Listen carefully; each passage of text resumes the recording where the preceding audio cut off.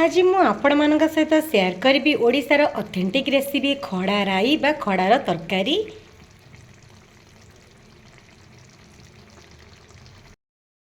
नमस्कार, जय जगन्नाथ। मु रोजालिन मो होम फूड चैनल को समस्त को स्वागत करुच्ची।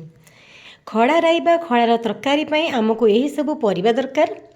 खड़ा को ही काटिकी नहीं भल भाव धोई देइछि। बैगण कला न पड़ापी हलदी पानी बुड़ेकी रखी।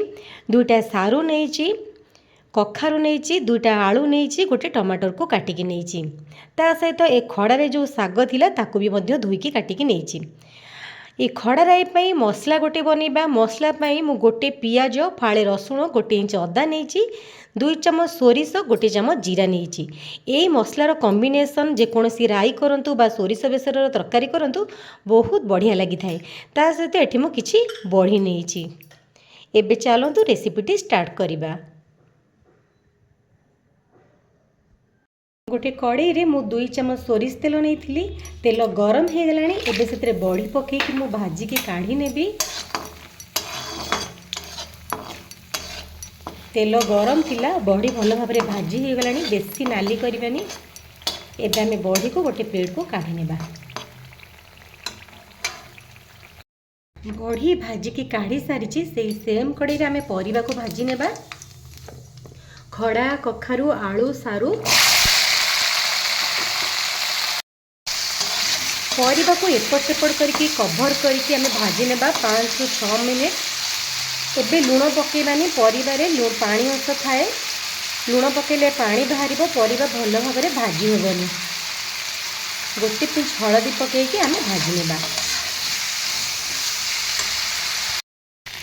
परिबा ये हमर भल भाव में भाजी हो गलानी। ए परिबा को आमे कड़ाई रु काढ़ीबानी। यही स्टेज आमे मसला को पकेबा। चिली पाउडर, हल्दी पाउडर, लूण, सोरिष मसला।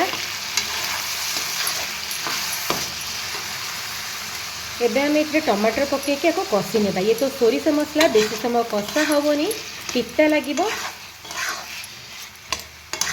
कषा हेबा सहित परिबा भी सिझी जिवो। एई उपाय सोरिष मसला बा राई करंतु देखिबे बढ़िया लागिबो। परिबा को काढ़ीबेनी, एइथिरे पकेइबे। एबे आमे गोटे रु 2 मिनिट कषी नेबा। कषी हो गलानी। एबे एथे आमे पानी देई एथिरे परिबा सिझिबा पई कभर करके रखिबा। जेतेबेले एटा फुटी आसीबो आमे बैगण आ साग को देबा।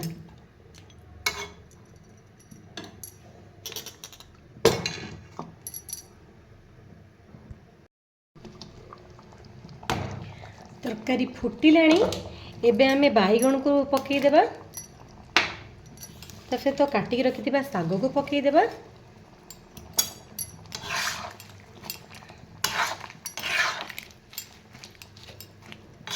बड़ी एबे पकेबानी। बड़ी फिटी जिवो। जेते तरकारी भलसे सिझी जिवो परिबा सब लास्ट को बड़ी पकई आमे गैस बंद कर देबा।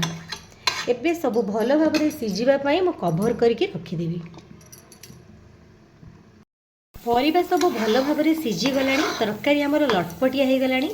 एबे लास्ट को आमे बड़ी पकेकी आको कभर करी नेबा। आगुरु पकेइतिले बड़ीटा फिटी जिवो। सेते मु लास्ट को पकेइली। ए बांफरे सेटा बड़ीटा हे जिवो। राई तार टेस्ट को 2 गुण करिया पई लास्ट आमे गोटे छुंक देबा। चलंतु एबे छुंक देबा। छुंक देबा पई गोटे तड़का पैन में गोटे चमच सोरिष तेल नहीं। तेल गरम हो गलानी। एबे सेतरे जीरा, सोरिष, सुखला लंका, रसुण को पकई देबी।